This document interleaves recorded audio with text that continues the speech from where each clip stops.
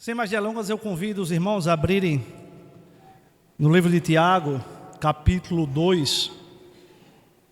Nós estaremos dando continuidade à exposição no livro de Tiago e estaremos lendo do verso 1 ao verso 13 do capítulo 2 de Tiago.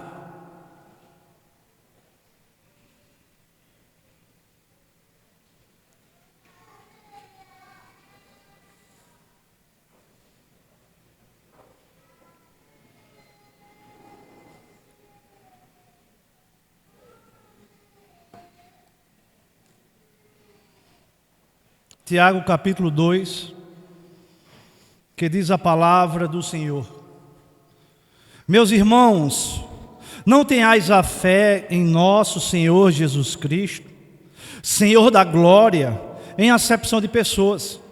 Se, portanto, entrar na vossa sinagoga algum homem com anéis de ouro nos dedos, em trajes de luxo, e entrar também algum pobre e andrajoso, e tratares com deferência o que tem os trajes de luxo, e lhe disserdes: tu assenta-te aqui em lugar de honra, e disserdes ao pobre: tu fica ali em pé, ou assenta-te aqui abaixo do estrado dos meus pés.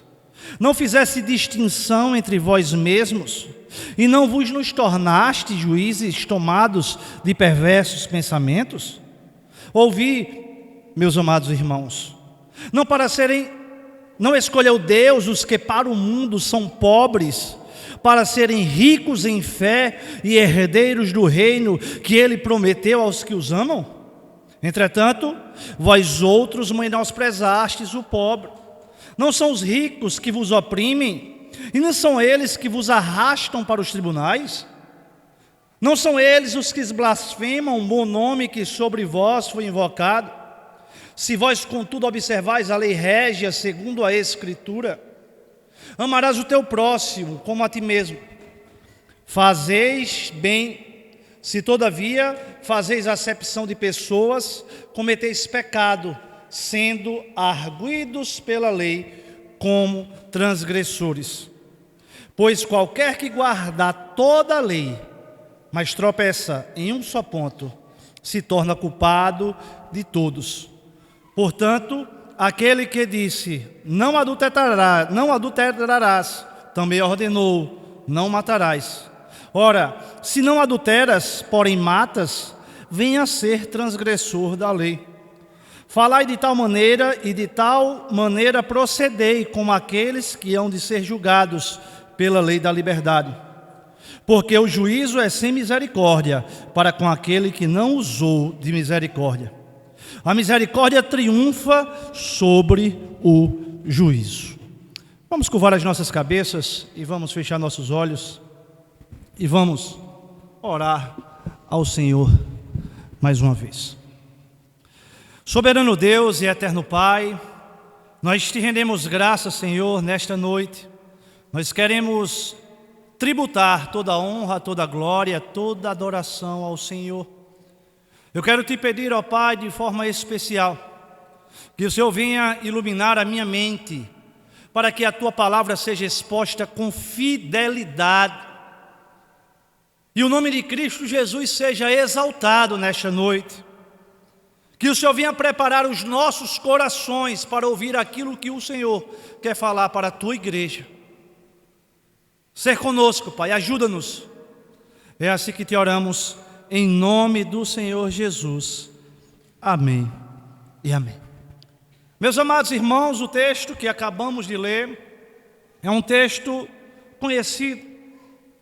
É um texto onde Tiago vai tratar de uma forma bastante direta e prática acerca da acepção de pessoas. Ao tratamento diferenciado de pessoas dentro da igreja. E Tiago, ele inicia essa porção se dirigindo aos seus leitores de maneira muito fraterna. No verso 1 podemos ver que ele diz: meus irmãos. É na condição de irmão em Cristo que Tiago passa a exortá-los. A lembrança que todos eram irmãos em Cristo preparava o terreno para a exortação pelo qual Paulo iria fazer para aqueles irmãos que estavam discriminando uns em detrimento dos outros. Isso ocorria no meio da igreja, entre a irmandade. E Tiago, ele exorta os cristãos que professam crer naquele que é o Senhor da glória, para tratar as pessoas com base na aparência. E o texto diz: ter a fé em nosso Senhor Jesus Cristo.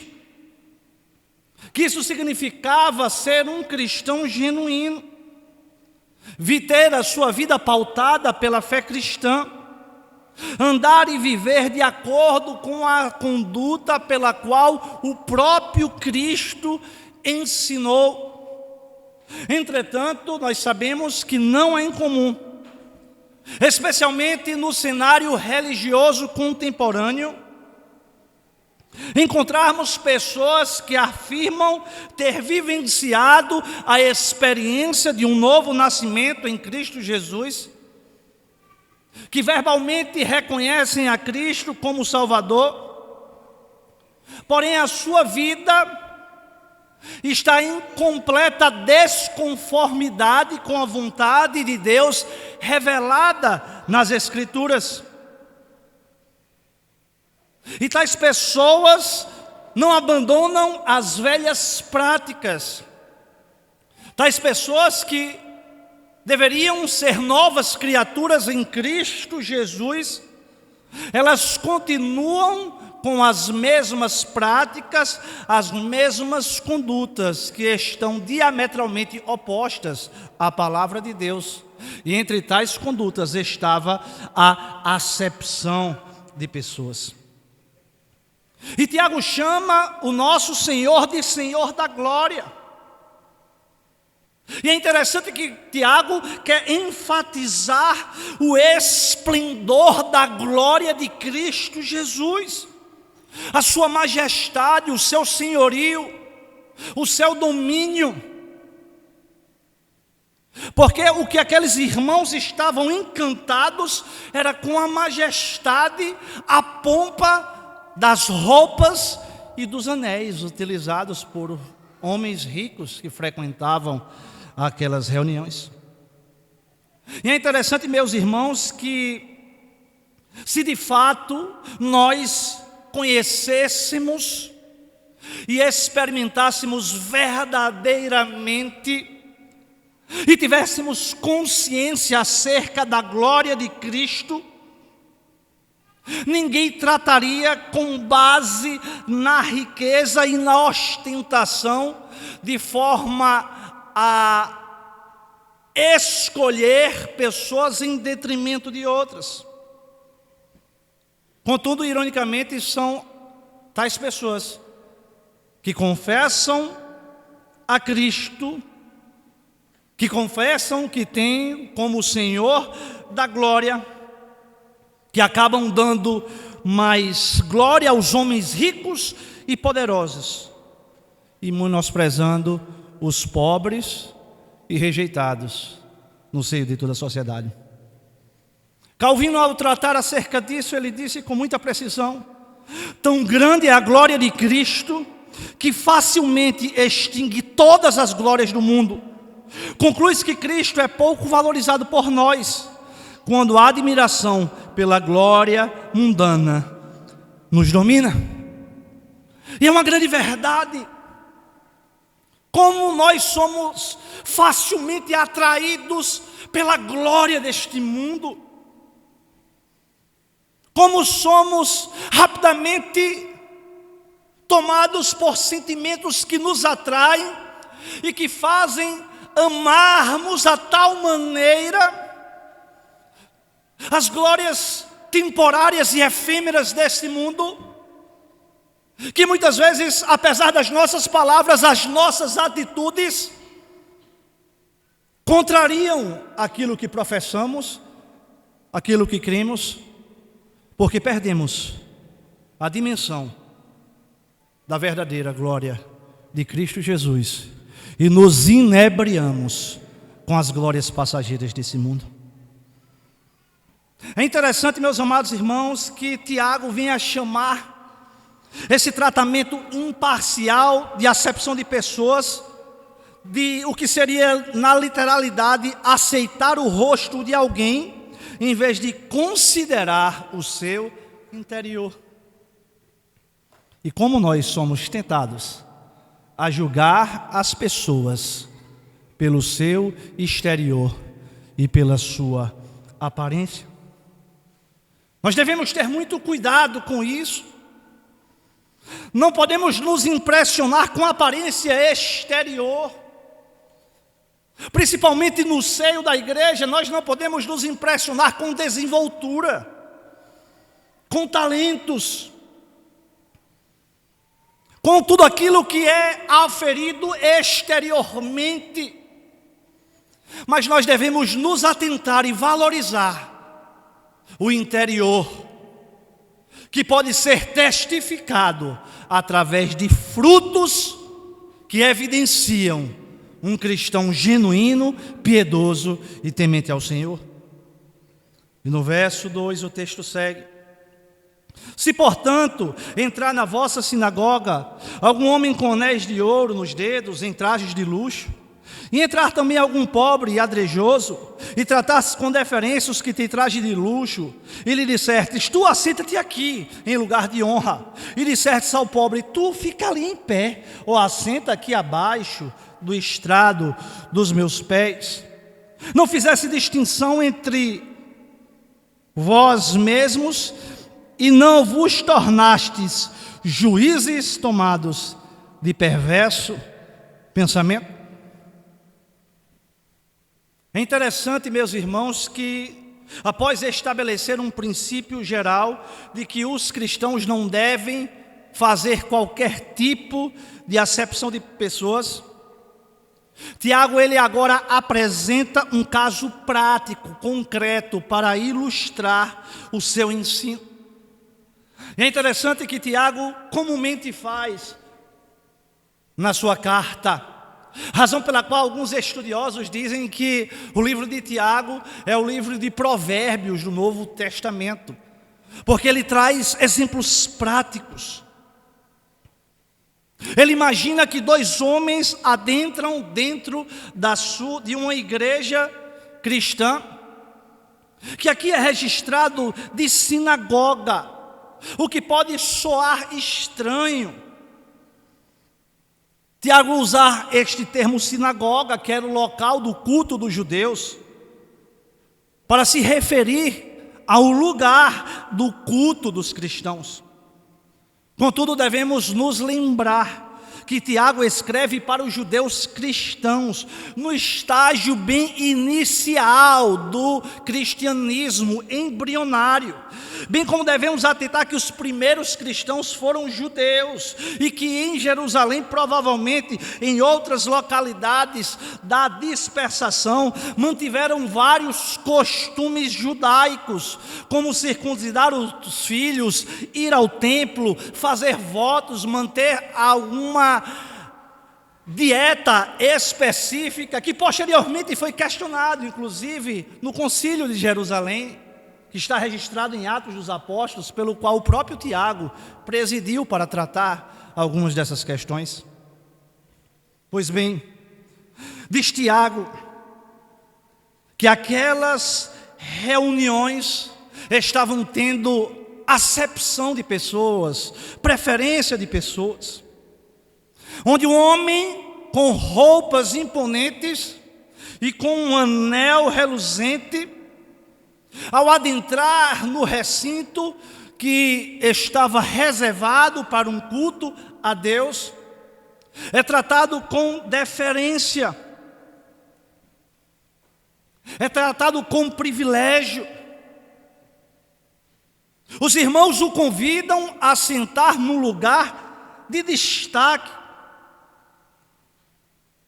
É interessante, meus amados irmãos, que enquanto o outro, relatado por Tiago, que trajava roupas maltrapilhas, foi convidado para ficar em pé ou sentado aos pés daqueles convidados que eram especiais. E nós devemos lembrar que era possivelmente normal nas igrejas apostólicas encontrarmos ricos e pobres, judeus e gentis, homens e mulheres adorando o único Salvador.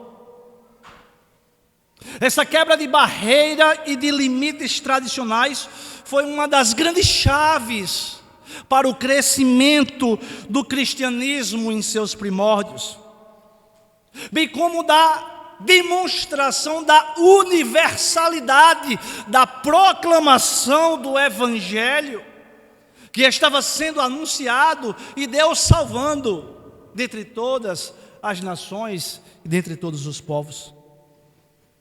E o texto segue dizendo: não fizestes distinção entre vós mesmos, e não vos tornastes juízes tomados de perversos pensamentos. Aquele rico havia sido identificado pelos seus trajes de luxo, e em decorrência disso, havia sido tratado com deferência. A expressão no original, ela traz a ideia de uma pessoa que age com o propósito de favorecer a outra. E aquela deferência consistia em convidá-lo para um lugar especial. É bem verdade que na maioria das traduções, os textos falam em um lugar de honra, mas os estudiosos e linguísticos do Novo Testamento afirmam que a expressão mais devida para esta palavra seria um bom lugar, um lugar especial, para não se transmitir a ideia que no culto cristão haviam lugares reservados para pessoas especiais, onde consequentemente traria a ideia de castas, de pessoas mais especiais, mais importantes do que outras que mereciam tais assentos. Mas em contraste com o tratamento desses homens oponentes, o pobre é convidado para ali ficar em pé. E Tiago faz o contraste entre sentar-se aqui e ficar em pé ali. Ao rico é dado um bom lugar, ao pobre poderia-se ficar em qualquer lugar, demonstrando que não se fazia qualquer questão que aquele homem pobre participasse daquele culto que era direcionado ao Senhor. Tiago aventa uma situação em que esse tratamento diferenciado é feito com causas e razões pelos trajes, que naquela época e até nos dias de hoje muito fala acerca das condições socioeconômicas daquelas pessoas. E é interessante que Tiago, ele passa a exortar e a confrontar aqueles irmãos. Ele passa a mostrar o grande erro em tratar de forma especial os ricos e menosprezar os pobres que ali chegaram, tão somente pela aparência, tão somente pelo status sociais daqueles que adentraram para participar daquele culto. É interessante que Tiago, ele realiza uma pergunta de forma retórica, pois a acepção de pessoas foi pelos irmãos o que se tornando-os juízes de perversos pensamentos. Isto significa juízes que decidiram quem tem mais valor com base num critério pecaminoso, que é o critério da aparência exterior daqueles que adentraram. aquele ambiente. Meus amados irmãos, com muito temor e tremor, nós temos de ter a consciência que na igreja do Senhor nós não podemos fomentar, incentivar, praticar, nem sequer permitir ações que venham beneficiar quem quer que seja, por questões econômicas e questões sociais. Regalias, privilégios, devido à condição socioeconômica dos irmãos abastados, em detrimento dos pobres, é abominável diante de Deus.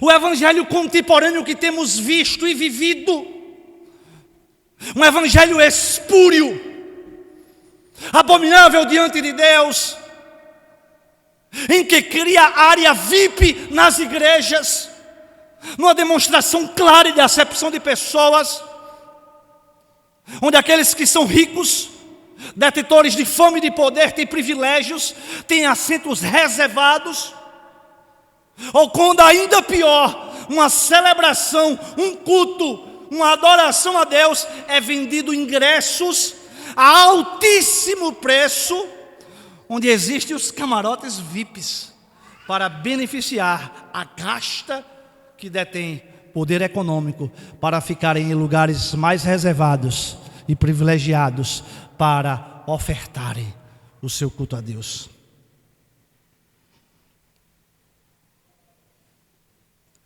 Meus amados irmãos, nós temos de, como igreja do Senhor, atentar a tudo isso. Nós não podemos normatizar o que é abominável diante de Deus. Nós não podemos aceitar o que é repudiado diante de Deus. Nós, pastores oficiais e a igreja do Senhor como todo, devemos atentar e ter a sensibilidade para não agirmos desta forma. Devemos pastorear o coração do rico e o coração do pobre. Devemos socorrer nas angústias o rico e socorrer nas angústias o pobre. Devemos buscar as ovelhas perdidas ricas, mas também as ovelhas perdidas pobres. É muito comum, meus irmãos, nos nossos tempos, em muitas igrejas, por aí afora, quando o rico falta, é mensagem, ligação, quiçá uma visita pastoral no outro dia. Enquanto pessoas de classe econômica e social reduzida faltam, passam por lutas, são esquecidos e muitas vezes falsos pseudos pastores torcem para que aquelas pessoas esqueçam e se caminhem para uma outra igreja que seja mais compatível com a sua classe social. E todos nós corremos o risco de normatizar e muitas vezes inconscientemente agirmos desta forma. Por isso devemos atentar o nosso coração, que é enganoso, que é inclinado ao mal, para não agirmos assim. É por isso que Tiago exorta aqueles irmãos. E o texto segue, do verso 5. Ouve, meus amados irmãos, não escolheu Deus os que para o mundo são pobres, para serem ricos em fé e herdeiros do reino que Ele prometeu aos que o amam. Tiago deseja que eles ouçam com atenção como Deus vê os cristãos pobres, ou seja, ricos na fé.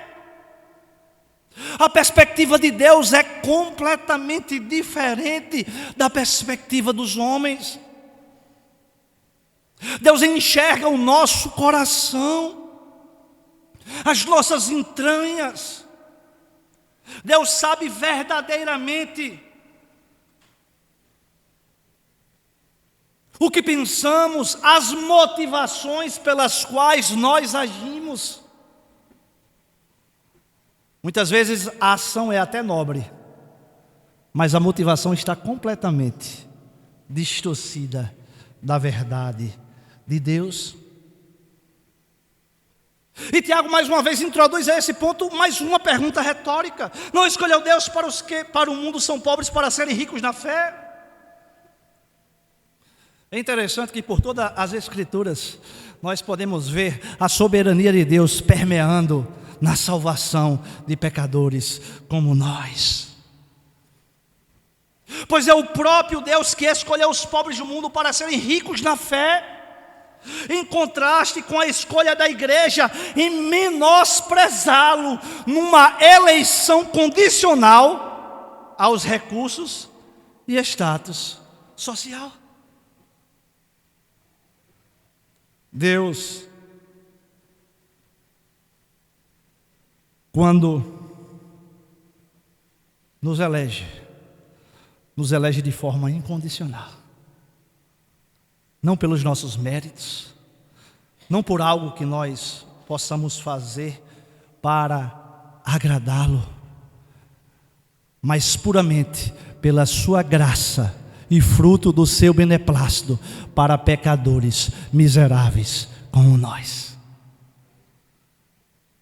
Diferente da igreja, que estava elegendo uma eleição condicionada aos recursos econômicos e sociais. A declaração de Tiago não deve ser entendida como uma afirmação que todo pobre é eleito de Deus e será salvo. Devemos atentar sobre isso. Nem devemos querer desenvolver a famigerada teologia da libertação, dando uma ênfase pela qual as Escrituras não dão, para querer demonstrar que Deus está querendo libertar o pobre da opressão econômica dos poderosos. Isso é reprovado pelo Senhor. No capítulo 4 nós veremos isso. Mas, meus amados irmãos, pobres e ricos necessitam do Evangelho, porque pecaram e estão destituídos da glória de Deus. Na pesquisa realizada pela Portas Abertas, acredito que foi Portas Abertas, mostra que dentro dos 10 segmentos menos evangelizados encontram-se os mais miseráveis e os mais abonados, os mais ricos. Nós também não podemos olhar para o rico com um olhar de desprezo, não. Nós não podemos querer demonizar a riqueza, não. Nós temos de ter equilíbrio. As Escrituras dizem que o amor ao dinheiro é a raiz de todos os males, não o dinheiro em si. O dinheiro pode ser bênção e deve ser bênção. Devemos ser bons mordomos, reconhecendo que tudo que temos, tudo que somos, é fruto da graça de Deus sobre as nossas vidas.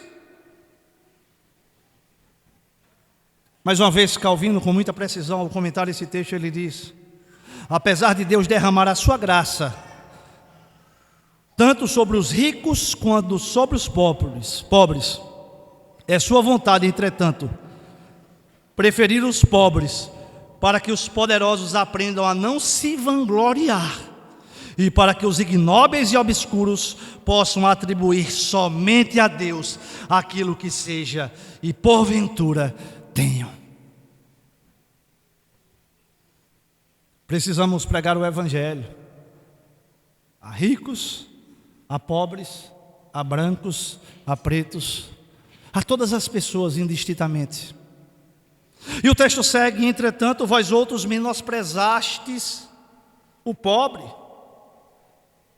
Não são os ricos que vos oprimem, não são eles que vos arrastam para os tribunais. Menosprezar na literalidade é desprezar, é despojar alguém da honra ou respeito que lhes são devidos. Era uma ofensa muito grave na sociedade oriental antiga. E é interessante que a atitude parcial daqueles irmãos tornava-se ainda mais escandalosa pelo fato dos ricos que estavam sendo privilegiados. Eram exatamente os ricos que oprimiam os cristãos e que os arrastavam aos tribunais. Esta opressão que é trabalhada no capítulo 5, do verso 1 ao 6, Tiago vai discorrer e detalhar essa opressão econômica dos ricos com os trabalhadores pobres. Muitos cristãos exerciam das mais diversas funções, eram agricultores, empregados dos ricos em grandes propriedades. E eram estes ricos que os oprimiam e faziam passar por grandes provações.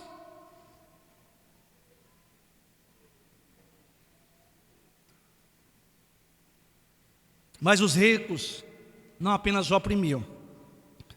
O texto diz que eles arrastavam-os para os tribunais. Arrastavam os cristãos pelo simples fato de acusá-lo rebeldia e subversão a César e ao Império Romano. Que no contexto histórico social daquela época, o César era tido como uma divindade. Divindade esta que merecia culto, reverência de um verdadeiro Deus. E os cristãos genuínos se negavam a prestar culto a César, razão pela qual eram perseguidos e levados aos tribunais para serem julgados, condenados, torturados e muitas vezes mortos por não negarem a sua fé e ao culto único, ao Deus único e verdadeiro. Os cristãos também eram arrastados aos tribunais em decorrência de dívidas contraídas com seus patrões. A pobreza era extrema, que levava as pessoas a penhorar as suas casas, seus bens e até as suas próprias famílias. E os ricos não tinham compaixão, misericórdia desse povo. Mesmo sendo judeus que deveriam respeitar a Torá, a lei de Deus, os ensinamentos de Moisés que protegiam os pobres em casos como esse, mas eles estavam totalmente descompromissados e descomprometidos em obedecer à vontade de Deus. E o verso 7, o texto segue: não são eles os que blasfemam o bom nome que sobre vós foi invocado? Tiago estava dizendo: olha, os ricos que vocês estão defendendo são os ricos que blasfemam, que fazem algazarra do Cristo pelo qual vocês servem. São esses ricos que vocês estão defendendo. São esses que desonram o senhorio de Cristo. O verso 8, o texto segue: se vós, contudo, observai a lei régia segundo a Escritura, amarás o teu próximo como a ti mesmo, fazeis bem. Se todavia fazeis acepção de pessoas, cometeis pecado, sendo arguidos pela lei como transgressores. Tiago enquadra aqueles irmãos que estavam fazendo acepção de pessoas como transgressores da lei de Deus. E é interessante que no verso 8 ele inicia mostrando a forma certa de agir com amor ao próximo. Enquanto que no verso 9, ele demonstra a forma errada e reprovada diante de Deus, que é desobedecer, que é praticar acepção de pessoas. É interessante que Tiago não vê o preconceito contra o pobre como algo trivial, comum, aceitável, que pode ser tolerado por nós, mas como um grave pecado, um desvio do padrão divino de justiça, a razão pela qual ele os considera transgressores da lei de Deus. Atentem bem, o pastor Augusto Nicodemos, ao tratar acerca desta texto, ele fala com muita precisão. Apesar de salvos em Jesus Cristo, e de não haver mais nenhuma condenação eterna sobre eles, os cristãos se tornam, para efeitos de santificação encaminhada neste mundo, em transgressores da lei de Deus e sujeitos às penalidades temporais que o próprio Deus lhe inflige. Embora livres da condenação eterna da lei, os cristãos ainda a ela se sujeitam como uma norma de gratidão e conduta neste mundo. A lei manda que amemos ao próximo, quando discriminamos os pobres mal vestidos e favorecemos os ricos bem trajados, quebramos a lei de Deus, que imediatamente nos argue como transgressores.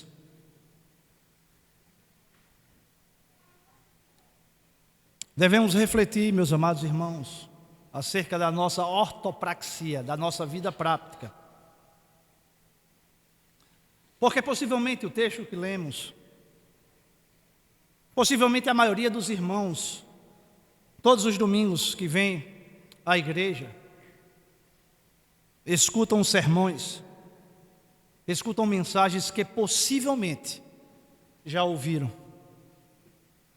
Mas nós devemos ser desafiados e encorajados a implementar tais verdades nas nossas vidas, nos despojando diariamente do velho homem e nos revestindo, renovando o nosso entendimento com a palavra de Deus para vivermos uma vida que agrade ao Senhor. E Tiago segue dizendo com muita firmeza no verso 10: pois qualquer que guarda toda a lei, mas tropeça em um só ponto, se torna culpado de todos. A lei aqui se refere aos 10 mandamentos, conforme o versículo seguinte deixa claro. Guardar toda a lei significa guardá-la por completa. O que do ponto do cristianismo bíblico é algo absolutamente impossível, pois a iluminação do Evangelho, pelo Evangelho, os cristãos percebem a corrupção do seu coração e a culpa que herdaram de Adão, bem como o propósito da lei, de forma a declarar que não há ninguém que a cumpra e realize todas as suas obras. Os que eram verdadeiros judeus e praticavam a religião que Deus dera a Israel por meio de Moisés eram considerados justos no Antigo Testamento, mas nisso equivalem aos cristãos do Novo, pois ambos são justificados pela fé no Messias. Nunca em tempo nenhum ninguém foi salvo por cumprir a lei de Deus. Abraão, pai da fé, ele foi salvo na fé no Messias que viria. Nós cristãos somos salvos pela fé no Messias que veio, que não apenas veio, mas que cumpriu plenamente a lei de Deus, em decorrência do cumprimento ativo da lei de Deus, ou seja, ele cumpriu a lei de Deus plenamente, sem transgredir em absolutamente nada. em decorrência da sua obediência passiva, de sofrer o castigo que nos era imputado, Ele tem méritos suficientes para graciosamente nos conceder salvação mediante exclusivamente a fé em Cristo Jesus. E o texto segue dizendo: portanto, quanto àqueles que disse não adulterarás, também ordenou não matarás. Ora, se não adulteras, porém matas, venha a ser transgressor da lei.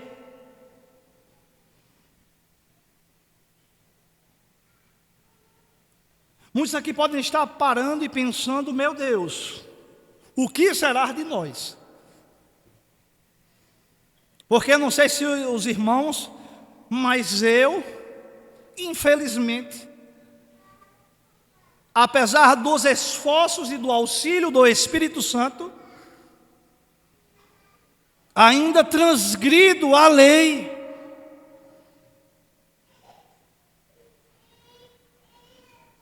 Apesar de não vivermos uma vida de transgressão, apesar de não vivermos uma vida no pecado, temos de reconhecer que, consciente ou inconscientemente, que por palavras, por pensamentos ou por ações, permanecemos em dados momentos transgredindo a lei de Deus.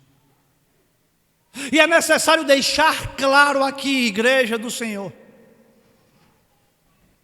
tais transgressões que mesmo cristãos genuínos, regenerados em Cristo Jesus, justificados pelos méritos de Cristo,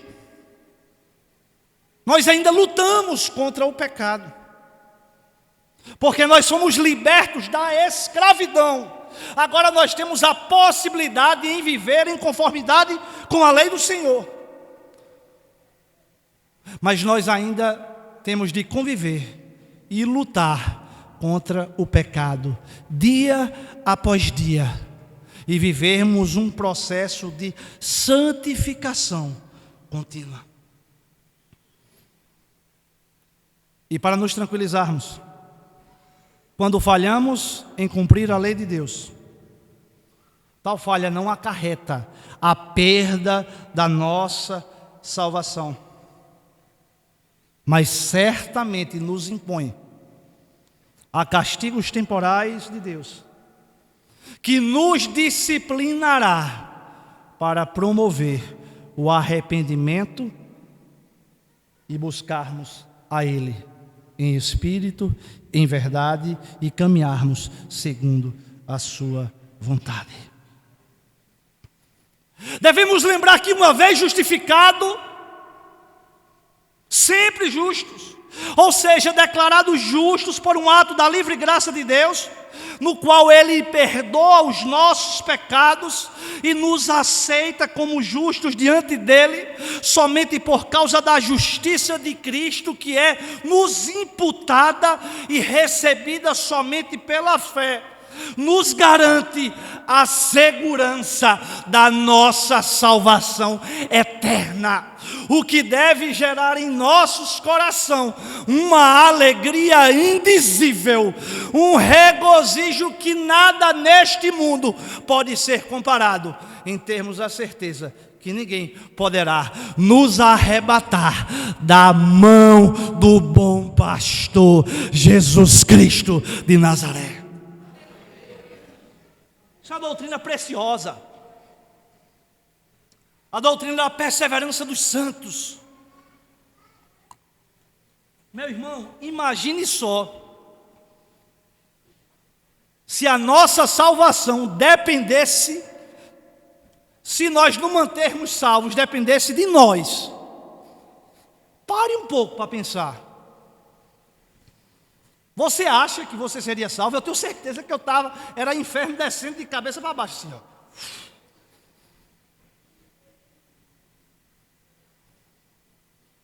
Mas o bom pastor nos assegurou: ninguém vos arrebatará das minhas mãos. Ah, pastor, então eu posso viver de todo jeito. Ah, eu posso viver de toda forma. É isso que as escrituras dizem? Não. Ninguém está falando de uma graça barata. Aquilo que Bonhoeffer definiu. A graça barata, onde pseudos cristãos vivem de toda forma, de todo jeito, não. O verdadeiro crente, o verdadeiro cristão, ele se alegra em obedecer à lei do Senhor. Ele se alegra em meditar nos conselhos do Senhor. Ele se alegra em viver em conformidade com a palavra de Deus e se entristece quando transgride a lei do Senhor e busca ao Senhor em arrependimento e confissão verdadeira, abandonando o pecado e se lançando aos pés da cruz. E que maravilha que Jesus não nos rejeita. Isso é muito confortante, meus irmãos. Isso é muito confortante para a nossa fé. E o texto segue dizendo no verso 12 e 13: falai de tal maneira, procedei como aqueles que hão de ser julgados pela lei da liberdade, porque o juízo é sem misericórdia para com aquele que não usou de misericórdia. Tiago os adverte que fale e proceda com aqueles cujas palavras e obras serão julgadas por Deus. Falar e proceder é um binônimo correlacionado em toda a carta de Tiago. Ele ouve e pratica. Estudamos no capítulo 1. No capítulo 2, ele crê e faz boas obras. A fé, ela desemboca em ações práticas que testificam na nossa vida prática aquilo que verdadeiramente cremos e acreditamos. Tiago fala aqui de forma geral os membros da igreja cristã espalhados pela diáspora. Ele não sabe quais dentro são os verdadeiros cristãos. Meus irmãos, dentro da igreja visível existe uma igreja invisível. E é essa igreja invisível que o Senhor virá buscar. Cargo não garante. Oficialato não garante. Liderança não garante. O que garante é um coração regenerado e grato a Deus por tão grande salvação, pela graça em Cristo, pela graça de Deus, mediante a fé em Cristo Jesus. E no verso 13 o texto diz: porque o juízo é sem misericórdia, será para aquele que não usou de misericórdia. Em outras palavras, cristãos que fazem acepção de pessoas são preconceituosos contra os pobres, julgam pelas aparências e mostram favoritismos aos ricos bem vestidos, são na realidade cristãos apenas de aparência. São os cristãos nominais, fazem parte da igreja visível, mas não fazem parte da igreja invisível, da igreja dos verdadeiros.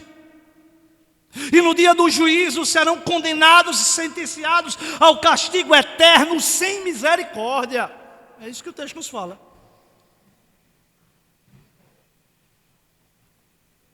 Em contraste, a misericórdia triunfa sobre o juízo dos que verdadeiramente creram no Senhor Jesus.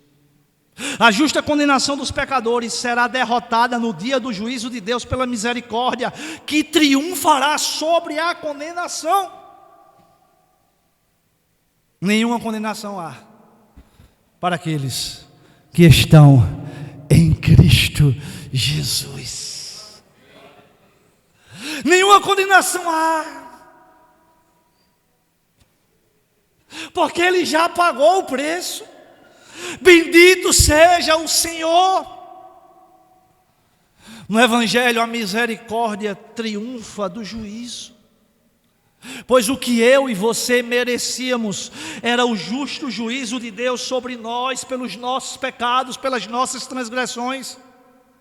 Em vez disso, encontramos misericórdia. Assim, tendo sido encontrados pela misericórdia e pela graça irresistível de Deus, devemos tratar todos com compaixão, com misericórdia e com amor, para expressar a nossa gratidão ao Senhor por tamanha salvação. E eu caminho para o final. E eu quero pensar com todos os irmãos e com os que nos visitam aqui nesta noite.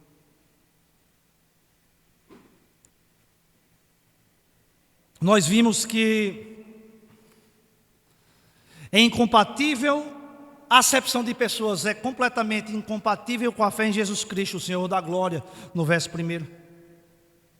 No verso 4 mostra que é incompatível julgar as pessoas pela aparência, tornando-as juízes movidos por pensamentos abomináveis. No verso 5 nós vimos que ao agirmos com a acepção de pessoas, nós invertemos a lógica do próprio Deus, que não vê como um homem. Do verso 8 ao 11 nós podemos ver que o sexto mandamento da lei de Deus é quebrado e consequentemente torna os culpados de transgressão de toda a lei. E não usarmos, vimos no verso 13, que não usarmos da misericórdia com os pobres, acarretará no juízo final a ausência de misericórdia para aqueles que assim agiram. Mas, meus amados irmãos, o verso 10 ele deve saltar aos nossos corações, porque a Bíblia diz: pois qualquer que guarda toda a lei, mas tropeça em um só ponto, se torna culpado de todos. Nós já vimos aqui que é impossível obedecer toda a lei e tropeçar em apenas um ponto. Nós temos de nos lembrar que a lei de Deus é a expressão do seu caráter em palavras. É o que Deus manifesta de forma inteligível e objetiva, para que nós, seres inteligíveis e morais, possamos entender como o nosso Criador requer que nós vivamos e hajamos. Meus amados irmãos, é necessário todos nós reconhecermos a nossa incapacidade de guardarmos toda a lei de Deus e, consequentemente, alcançarmos salvação pela nossa obediência plena e pelos nossos próprios méritos. A Bíblia nos garante que todos pecaram e estão destituídos da glória de Deus. E a Bíblia também fala que o salário do pecado é a morte, mas o dom gratuito de Deus é a vida eterna em Cristo Jesus, o nosso Senhor. Você pode até ter chegado aqui sem querer ouvir algumas verdades, até mesmo eu. Mas nós temos de reconhecer que todos nós infringimos, violamos a lei de Deus, diariamente em pensamentos, palavras e ações. E com isso somos separados da comunhão com Deus. E Ele, sendo santo e justo, era necessário Ele castigar cada um de nós pelos nossos pecados e nos separar eternamente da sua comunhão. E nada que fizéssemos seria suficiente para nos reconciliar com Deus. Sendo assim, todos nós estávamos no caminho a passos largos da morte, da condenação e do juízo eterno. Mas a maravilhosa graça de Deus foi manifestada no seu infinito amor, Ele providenciou um substituto para levar os nossos castigos e para pagar pelos nossos pecados. Aquele que não tinha pecado se fez pecado. Deus enviou o seu Filho Jesus Cristo à terra. Jesus nasceu de uma virgem de forma sobrenatural para mantê-lo livre da natureza pecaminosa. Como Jesus nasceu sem pecado, viveu sem pecado, ele possuía méritos suficientes para justificar pecadores como nós. Quando Cristo estava pendurado na cruz, vertendo o seu sangue, porque sem derramamento de sangue não há remissão de pecados, Deus Pai, sabendo da nossa situação de rebelião e desobediência da sua lei, lançou sobre Jesus e imputou sobre Jesus o escrito da nossa dívida, o escrito das nossas transgressões, e nós fomos perdoados dos nossos pecados, do passado, do presente e do futuro. Jesus foi morto em nosso lugar, porque somos transgressores da lei, e o castigo e a morte que seria para nós, ele recebeu de forma substitutiva e vicária. Mas não encerrou por aí, porque a morte, ela não foi capaz de deter o nosso Redentor. Ao terceiro dia ele ressuscitou dos mortos, derrotando de uma vez a morte, o pecado, e triunfou eternamente, e ofertando a todo aquele que nele crê perdão, salvação e segurança da vida eterna. Você pode ter entrado aqui dizendo: eu não mato, eu não roubo, eu não furto, eu cumpro com todos os meus deveres sociais, sou um bom pai, um bom avô, um bom profissional. Mas a Bíblia diz que todos pecaram, que todos nós, a começar de mim, transgredimos a lei de Deus. E uma das grandes funções da lei é nós olharmos para ela e reconhecermos que somos transgressores, e reconhecer que necessitamos de um Salvador. E Deus, na sua infinita bondade e misericórdia, nos ofertou Jesus Cristo, porque há apenas um só Deus e um só mediador entre Deus e os homens, Jesus Cristo, o homem. Se você chegou aqui nesta noite, meu querido, ouviu a mensagem, arrependa-se dos seus pecados. Arrependa-se dos seus pecados e creia no Evangelho do Senhor. E aos que já creram, descansem os seus corações e tenham a certeza e a plenitude que Cristo Jesus, ele já satisfez e cumpriu a lei de forma plena e completa. Em Cristo Jesus nós temos a salvação, nós fomos reconciliados com Deus Pai, nós recebemos o perdão dos nossos pecados, nos tornamos filhos de Deus e temos certeza da vida eterna. Não permita que os deslizes da nossa caminhada venham roubar a alegria da nossa salvação em Cristo Jesus. Muitas vezes, quando transgredimos a lei de Deus, o inimigo quer incutir na nossa mente que nós não somos mais merecedores, como se há algum tempo nós fôssemos. O inimigo muitas vezes quer incutir na nossa mente que se viermos para a igreja é porque somos hipócritas, porque não deveríamos estar neste ambiente.